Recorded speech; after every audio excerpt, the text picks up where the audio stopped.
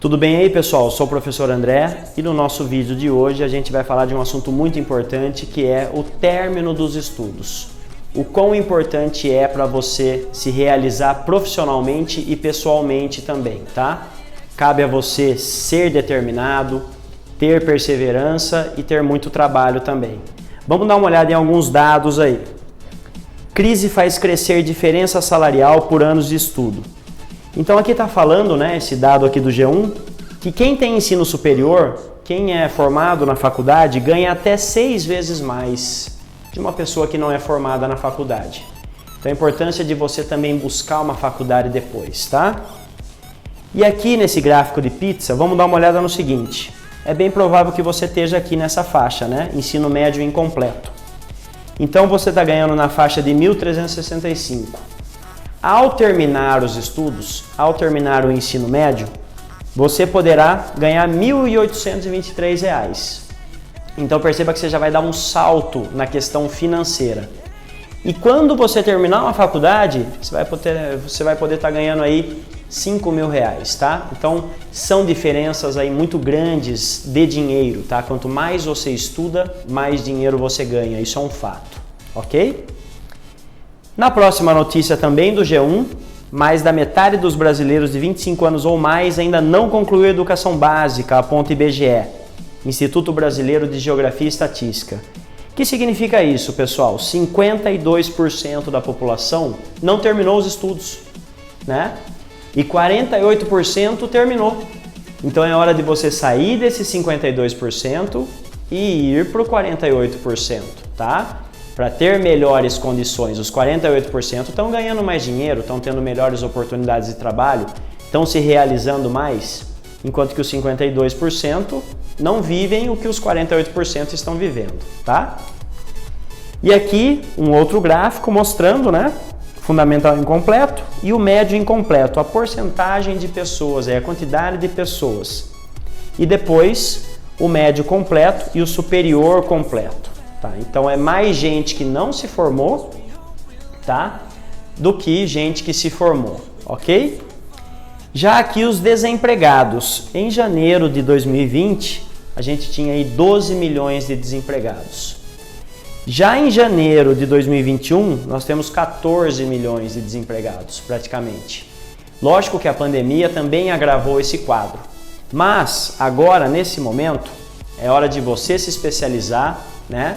É hora de você cuidar dos seus estudos. É animador que você esteja procurando, né, estudar, se aperfeiçoar e tenha em mente que a maioria não terminou os estudos. E se você faz parte dessa maioria, você vai poder mudar esse quadro, tá? Você vai poder sim terminar os estudos. Conta com a gente, tá? Fecha com a gente aí. Um grande abraço, prosperidade para você e muito trabalho. Até a próxima.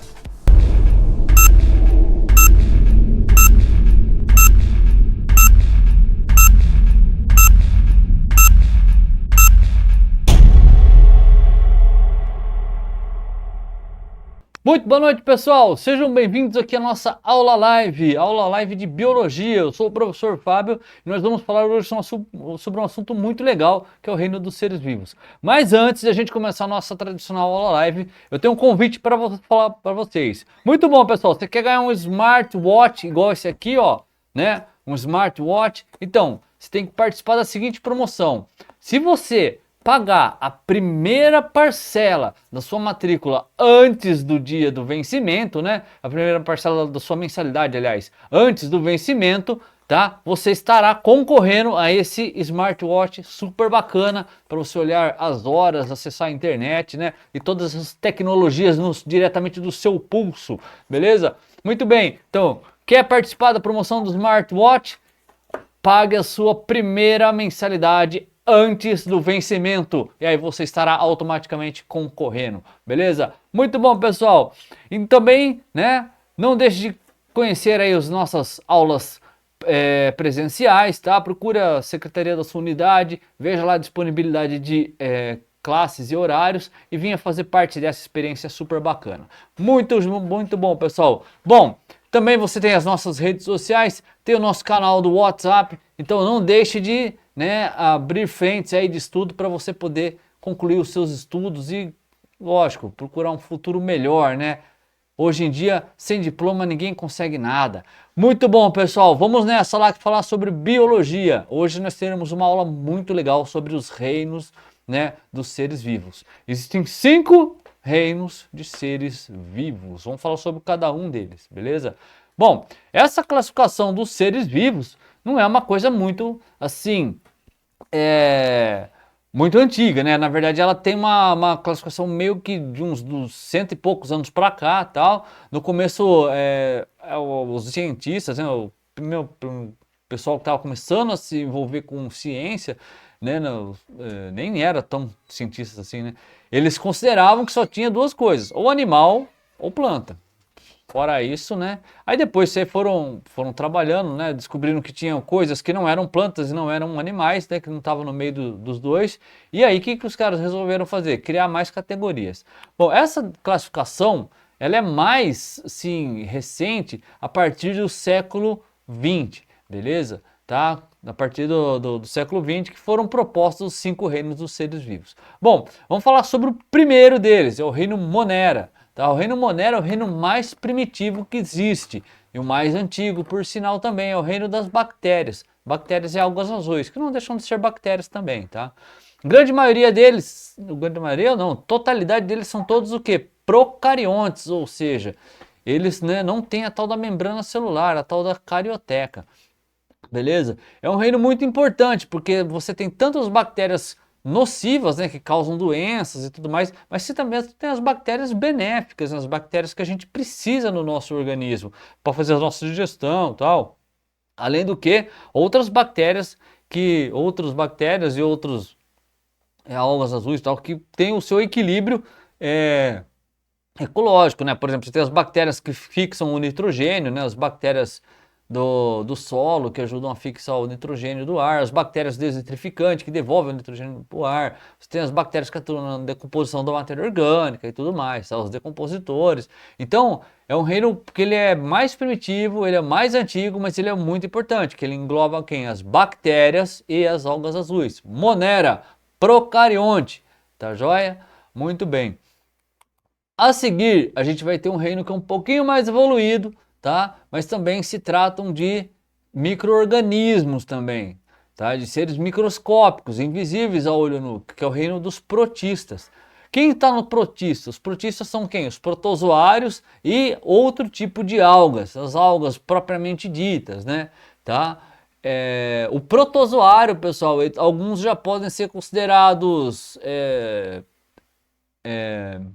eucariontes e procariontes, tem dos dois tipos, tem tanto procarionte quanto eucarionte, tá?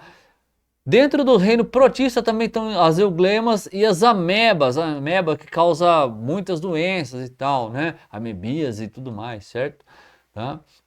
Alguns já podem ser considerados pluricelulares, outros são unicelulares, mas todos são o que? Microscópicos, tá? Invisíveis a olho nu ainda, tá?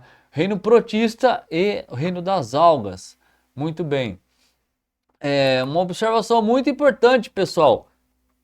Quem a gente fala, né, ouve falar aí por aí, né? Nossa, mas a Amazônia é o pulmão do mundo, tal.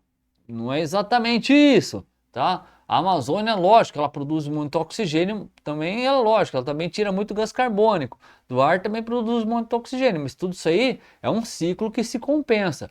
O grande responsável pela produção do oxigênio da atmosfera são as algas, tá? Elas que ajudam a produzir o oxigênio na atmosfera.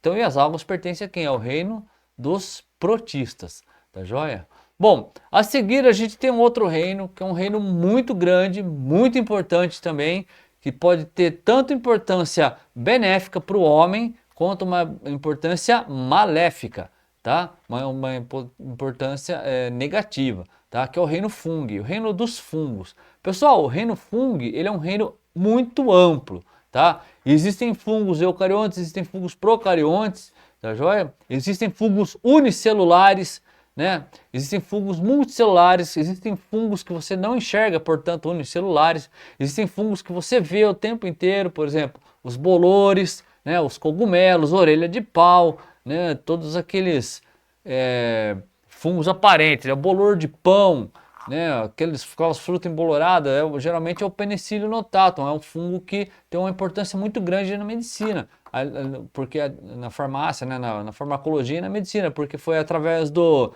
fungo Penicillium notatum que foi descoberta a penicilina. E sabe como que funcionava a penicilina? A penicilina é uma relação harmônica, é uma relação ecológica desarmônica, né, conhecida também como alelopatia, né? Ou também conhecida pelo efeito do que um micro-organismo inibe o desenvolvimento do outro, né? No caso, o fungo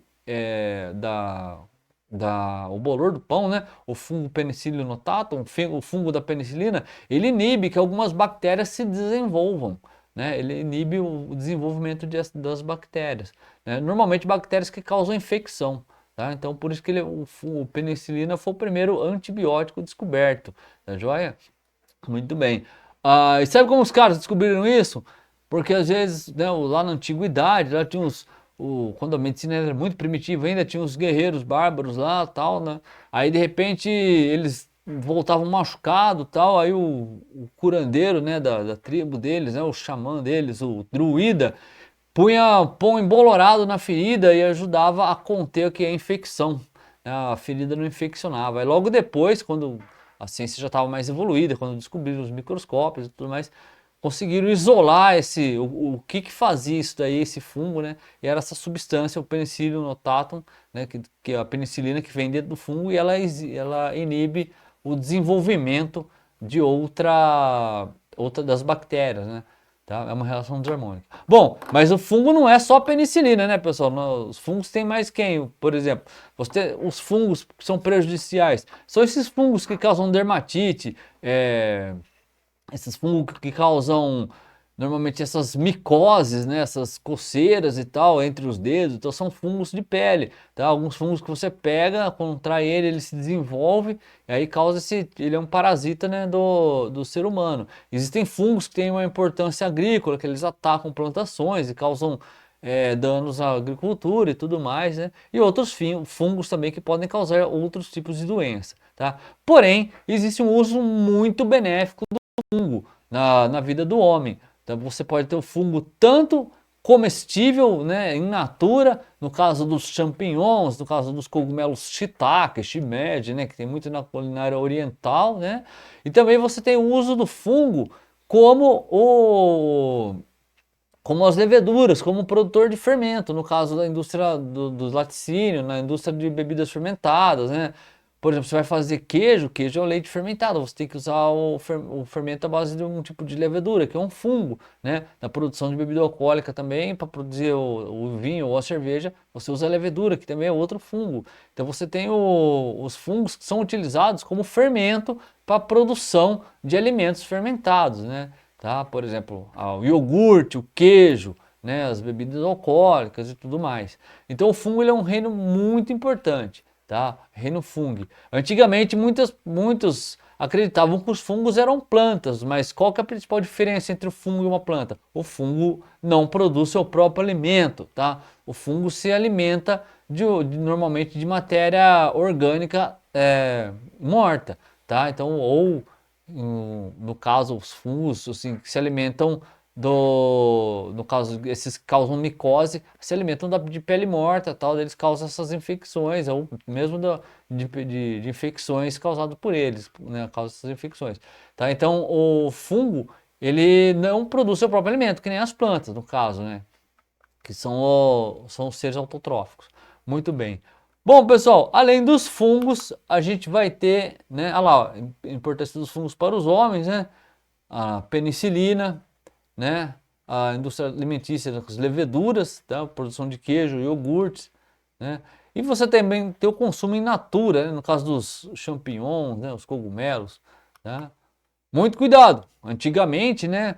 O pessoal não tinha todo esse conhecimento de fungo e acontecia muitos casos das pessoas morrerem envenenadas, né? Principalmente nos imigrantes que vinham da Europa para o Brasil, ou nasciam o cogumelo que nascia lá nas florestas temperadas, parecia com o cogumelo que nascia aqui, mas o daqui era tóxico e de lá não, né? Então, tipo de trufa, essas coisas que eles comiam lá, aqui não era tóxico. Então, eles acabavam, muitas famílias de imigrantes acabavam morrendo achando que estavam comendo o cogumelo silvestre deles. Aí não podia comer o cogumelo aqui, que era tóxico, né? Felizmente, hoje já existe toda uma tecnologia, toda um estudo, né? O próprio shimeji, shiitake, o champignon cultivados, né, em estufa e tudo mais, sem risco nenhum. Bom, o reino dos fungos, o reino fungo, foi o terceiro reino que a gente viu, tá? Agora a gente vai para um quarto reino que é um dos mais populosos, né? Que é o reino plante, o reino das plantas, o reino dos vegetais, beleza? Também é um reino muito antigo, com espécies muito primitivas e espécies bastante evoluídas, tá? Bom, primeiro a divisão que a gente tem das plantas é o seguinte. Primeiro você tem as plantas que não têm semente, que são chamadas criptógamas. O principal exemplo das criptógamas, né, seriam as briófitas, tá? Elas também não têm os vasos condutores, xilema e floema, elas são chamadas de avasculares, né? E o principal exemplo das briófitas são aqueles musguinhos que a gente vê assim na calçada, tal, que parece uma minigrama assim, né? Tá bem minúsculo assim, tá? Aquilo ali é uma das plantas mais primitivas do mundo, é uma briófita. Primeiro, ela não tem semente, ela se reproduz assim por, por por propagação mesmo, né? Tá? E ela não tem o sistema vascular igual os vegetais superiores. Então ela não tem xilema e floema. Tá? Então ela tem aquele aspecto de uma almofadinha, né? De um gramadinho, né? Que é o musgo, né? Você vê o musgo nascer assim sempre em áreas úmidas, tal. Tem gente que usa para fazer aqueles terrário, né? Aqueles artesanatos, tal. Ele dá uma impressão de ser uma miniatura de uma grama, tal, de um gramado, beleza? Em seguida, além das briófitas, dentro das criptógamas, a gente tem as pteridófitas, que são as nossas queridas samambaias, avencas, né? Hoje muito utilizado na questão de decoração, né? Do paisagismo. Então as samambaias, tá? Elas já apresentam os vasos condutores, certo? Mas elas ainda não têm semente que nem as outras plantas, que são as fanerógamas, tá? Então, quem que são as criptógamas? Plantas sem sementes. Briófitas, que são os musgos, e pteridófitas, que são quem? As samambaias. Então, toda vez que você lembrar, você vê uma samambaia, você lembra que ela já está aqui no mundo há muito tempo, desde a pré-história, tá? E ela também, né, a espécie dela está aí desde a pré-história, e ela também não é uma planta que tem vasos, tá? Aliás, ela tem vasos, mas ela não tem o que? Sementes, tá? Ela se reproduz por propagação, tá? Por a própria clonagem dela, se vai tirando de muda, ela vai se reproduzindo, beleza? Bom, depois das plantas sem sementes, nós temos as fanerógamas. Quem que são as fanerógamas? São aquelas que já têm sementes, tá? São a grande maioria, as árvores e tal.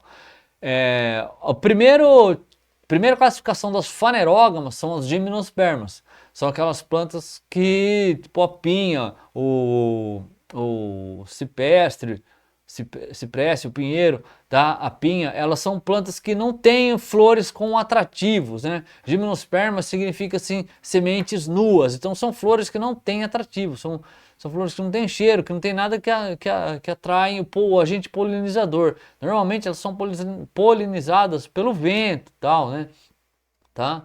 A flor da gimnosperma, né, do pinheiro, da araucária, são as pinhas, né, aquelas que a gente, né, põe enfeite de Natal e tudo mais, beleza? Tá? Aqui também é um excelente combustível, não? Para acender churrasqueira com aquilo lá é uma ótima ideia, tá? Pega fogo que é uma beleza, a pinha, tá? Então se tiver aí na sua região, né, alguns pinheiros, aí, algumas araucárias, algumas, né, que tenha possibilidade de guardar umas pinhas, guarda que aquilo é muito bom para acender lareira, para acender churrasqueira e tudo mais, né? Beleza? Bom, plantas fanerógamas também são vasculares, elas têm vaso, né? Lógico, para aquele porte enorme, você tem que ter o sistema vascular completo de xilema e floema, tá? Possuem raízes, caule, os galhos, né? Folhas, sementes, é o vegetal completo mesmo, tá? A raiz que mantém ela estruturada no solo que retira o nutriente e as águas do solo, né? Transporta isso lá para cima, faz o metabolismo nas folhas e aí ele desce, né, para distribuir para toda a planta e manter a planta sempre viva, beleza? Muito bom. São as gimnospermas, as plantas sem sementes sem flores sem atrativos.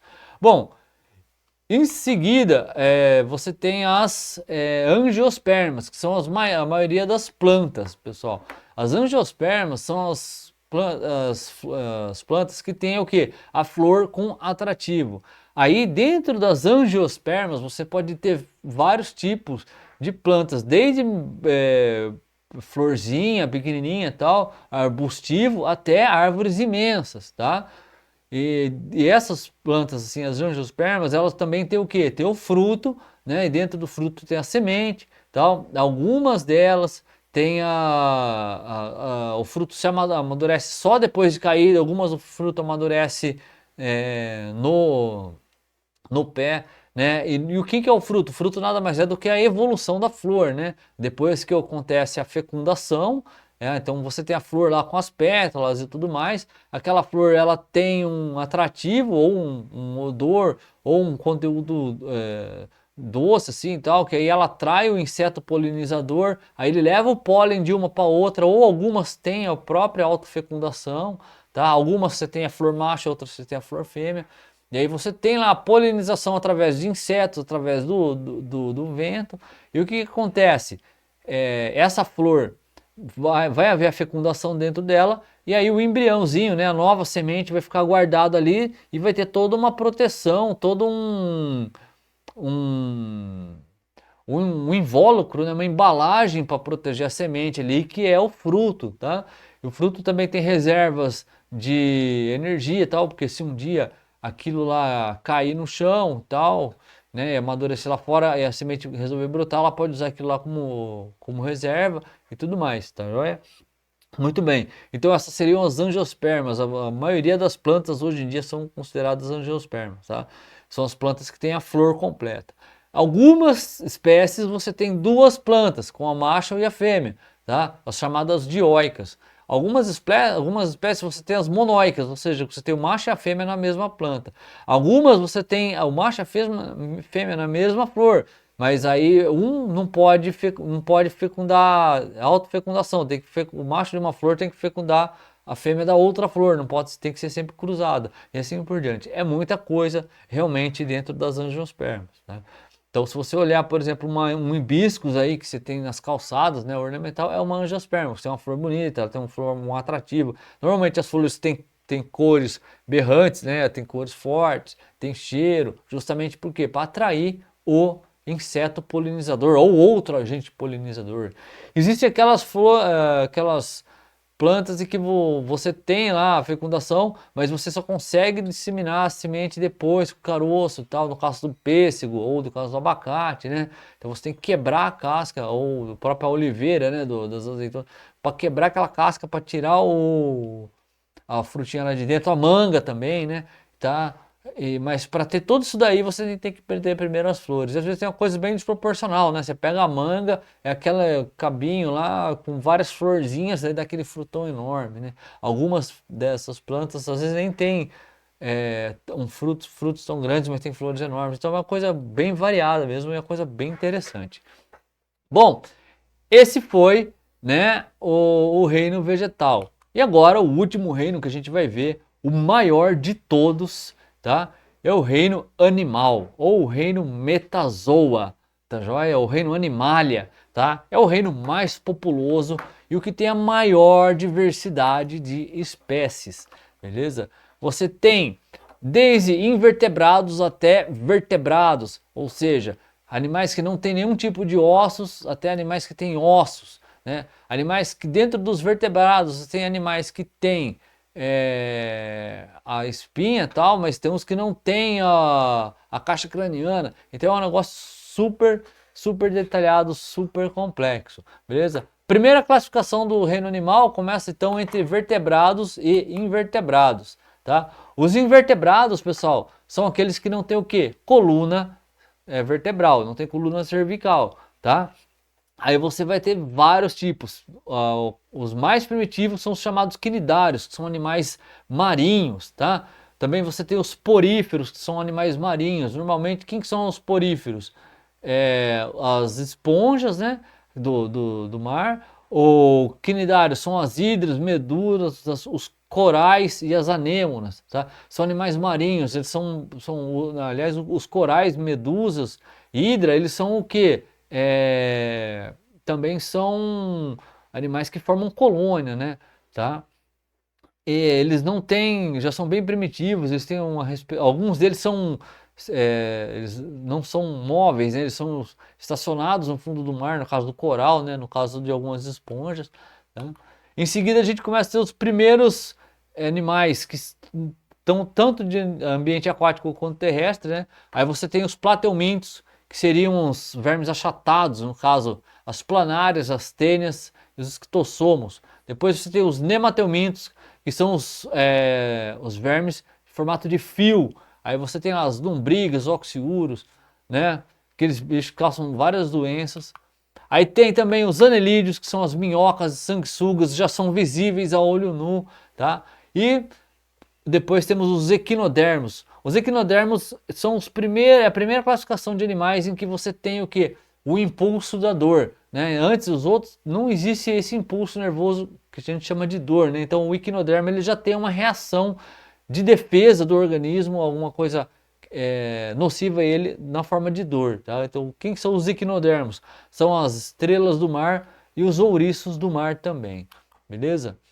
Depois a gente já tem os moluscos, que aí a gente tem uma variedade muito grande, que são as ostras, lesmas, as lulas, os polvos, mexilhões, de água doce, de água salgada, de terra e de mar, né, e de rio. Né? Você tem o caramujo, ele fica geralmente em ambientes úmidos, né, beira de rio e tal. Você tem as lesmas também em ambiente úmido, já mais um ambiente mais sólido, mais terrestre, né? Você tem os frutos do mar lá, tipo a lula e o polvo, que vivem bem no mar, tá? Bem no ambiente aquático e assim por diante. Os mexilhões que formam colônias nas rochas do mar, mas elas ficam parte do tempo submersos. Aqueles que você tem dentro da concha, né? Que entram na concha e se afundam na areia, são os moluscos. Tá? Bom, daí a última classificação dos invertebrados seriam os artrópodos, que seriam os mais complexos, tá? Os mais evoluídos. Os artrópodos, eles são conhecidos por possuírem o que? Patas, tá? Então eles já têm um modo de locomoção por patas, tá? Então tem vários modos de locomoção por patas. Por exemplo, aí você tem lá os insetos, os aracnídeos, crustáceos e assim por diante. Bom, principal característica dos artrópodos, possuem patas. Beleza? Tá? Já tem lá um sistema nervoso diferente, etc e tal, mas a principal característica é que eles têm patas, tá? Tem as perninhas, né, entre aspas, tá? Primeira classificação, inseto, tá? A primeira classe é o inseto. O inseto ele possui 6 patas, ou seja, 3 pares, tá? Então, quem que a gente conhece como inseto? Barata, mosca, borboleta, besouro, que mais? Formiga, né? Cupim, são todos insetos. Tá joia? Gafanhoto, grilo, paquinha, louva-a-Deus, são todos o que? Insetos. Eles possuem 6 patinhas, tá? Ou 3 pares de pata. Tá? Pulga, abelha, todos os insetos. Marimbondo e assim por diante. Depois você vai ter uma classe de artrópodo que possui 4 pares, ou seja, 8 patas. Aí você tem quem? As aranhas, escorpiões, né, opilhões, os ácaros, que formam o grupo a classe dos aracnídeos, o próprio nome está dizendo. Então aranha, pessoal, 8 patas. Escorpião, 8 patas. E aí ele ainda tem as 2 pinças, né? Mas a pinça não é pata. A pata é o que ele usa para se locomover. Então ele tem o que? 8 patas. 2 pares de 4 pares de pata, tá? Muito bem. Tem o carrapato também, que vive causando um monte de problema pra gente aí, né? Nos cachorros e tal. E também você tem quem? Os opilhões, que é um tipo de uma aranha lá. Ele é meio que praticamente inofensivo pro homem. E os ácaros também, que são muito prejudiciais. Tá? Em seguida você tem os crustáceos, que são mais do que 5 pares de pata. Aí você tem vários tipos, você tem a lagosta, o camarão, você tem ali o tatuí, aqueles baratos do mar, aqueles bichinhos alciri, todos esses daí, o caranguejo, tá? E também uma classificação meio que à parte, que são as milhápodas, que daí você tem o pelo de cobra, centopeia e tal. Mas o pelo de cobra e centopeia, apesar de ter vários pares de pata, ainda é considerado inseto por causa do metabolismo dele. E a lacraia é considerada, tá mais para caça do aracnídeo por causa do comportamento do metabolismo dela. Inclusive a lacraia também é venenosa. Depois dos invertebrados, a gente tem os cordados, que são aqueles animais que têm o que? A coluna vertebral. É uma grande marca na evolução, tá? Dentro dos cordados também você vai ter uma gama muito grande de espécies, então vai ser uma classificação muito grande. A gente até vai ter uma aula própria sobre esse tipo de classificação, porque é uma coisa muito grande mesmo, beleza? Mas só para a gente ter uma ideia, né, os cordados, a espécie mais simples, mais primitiva que tem, são os urocordados ou tunicatos, né? Que são os animais marinhos, tá? Normalmente achatado, que eles não têm ainda aquela questão de ter a cabeça, né, o crânio, né, a caveira, assim, né. Eles têm tipo uma boca que parece um sifão, ele se alimenta por ali e tal, né, mas aquilo ali, mas eles já têm uma espinha dorsal, tá, parece até uma espinhazinha de cobre e tal, mas eles já têm. Céfalos cordatos também é um parecido com o urocordado, mas os céfalocordados já começam a ter o quê? Uma noção do que seria uma caveira, né, um crânio, né, onde fica o centro, né, o nervoso dele fica protegido, tá? Olha lá, o anfioxo, né, um tipo de céfalo-cordado, tá? Bom, em seguida, né, já aproveitando que a gente está dentro da água, vamos falar dos peixes. Peixes, pessoal, tá? Também são vertebrados. Eles possuem o quê? Espinha. Eles possuem o quê? Coluna vertebral, né? E os peixes já possuem o quê? Uma cabeça protegida por ossos, né? Um crânio, onde fica o grande centro nervoso deles, né? O cérebro, tá? Os peixes podem ser os cartilaginosos, no caso do tubarão, raia, quimera, né? Todos esses, seu cação com tubarãozinho, tá? Que o osso, ele não tem osso, o osso ele só tem na mandíbula, tá? O resto dele é tudo de cartilagem, mas ele tem todo o sistema de espinha e tal, mas é tudo de cartilagem, tá? E os peixes ósseos, que é a maioria dos peixes que a gente conhece, salmão, baiacu, sardinha, bagre, né, tainha, todos esses aí. Peixe de água doce, água salgada, que são peixes que tem o quê? A espinha, mas a espinha já é feita de osso, tá? De cálcio e tudo mais. Então você tem peixes cartilaginosos, os tubarões, tá? As raias e os peixes ósseos, que são a maioria dos peixes. Em seguida, a gente vai ter os que a gente chamado de tetrápodes, tá? Tetrápodes significa quatro patas, tá? Não é que significa que ele tem o quê? São todos quadrúpedes, não. Tetrápode significa que ele tem quatro membros, né? Que seriam as patas, depois pode ser duas pernas e dois braços, tá? Até então os peixes não tinham não tem membros, né? Então eles são os ápodes. Então começam a aparecer os primeiros tetrápodes. Os primeiros tetrápodes que tem são os anfíbios. Anfíbio, principal característica, respira pela pele, certo? Eles não têm o quê?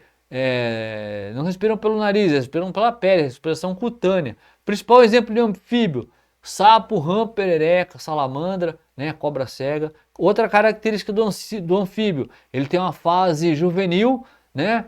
Que é o girino, que ele até parece um peixinho, um guaruzinho, né? Que ele se desenvolve na água, uma fase aquática, né?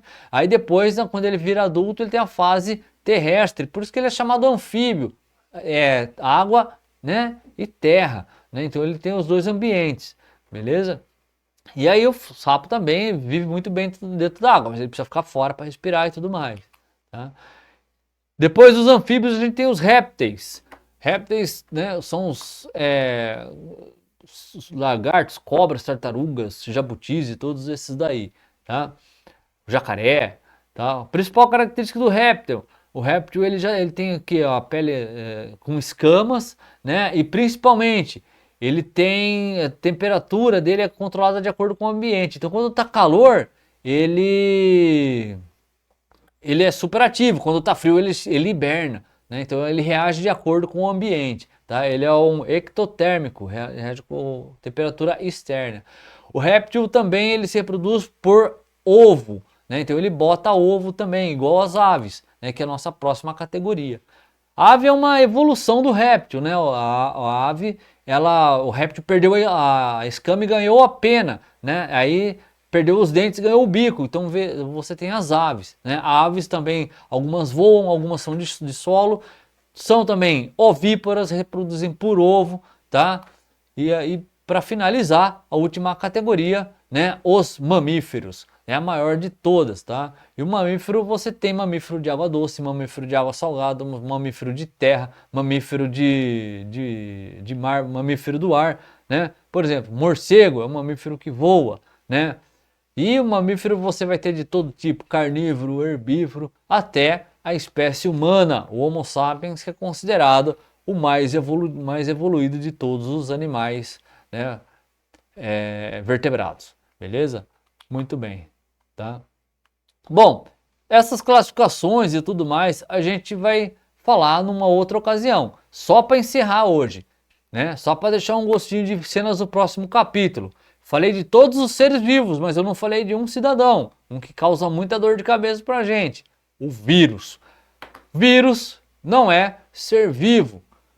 Ele é um parasita celular obrigatório. Mas isso aí a gente vai ter uma aula só dele e aí a gente vai deixar esse assunto para uma outra ocasião. Mas vírus não é ser vivo, hein, pessoal? Não se esqueçam disso. Muito bom, pessoal. Então foi isso aí. Essa foi a nossa aula live de biologia, né? Um assunto bastante longo, né? E aí a gente, né, conversou um pouquinho sobre isso aí e deu uma noçãozinha legal para vocês estudarem, beleza? Então é isso daí, né? Mais uma vez lembrando da nossa promoção. Quer ganhar o smartwatch? Pague a sua primeira mensalidade antes do vencimento. Aí você vai concorrer aí, né, a esse maravilhoso smartwatch. Beleza, pessoal? Então é isso aí. Muito obrigado pela presença de todos, pela interação e até o nosso próximo encontro aí.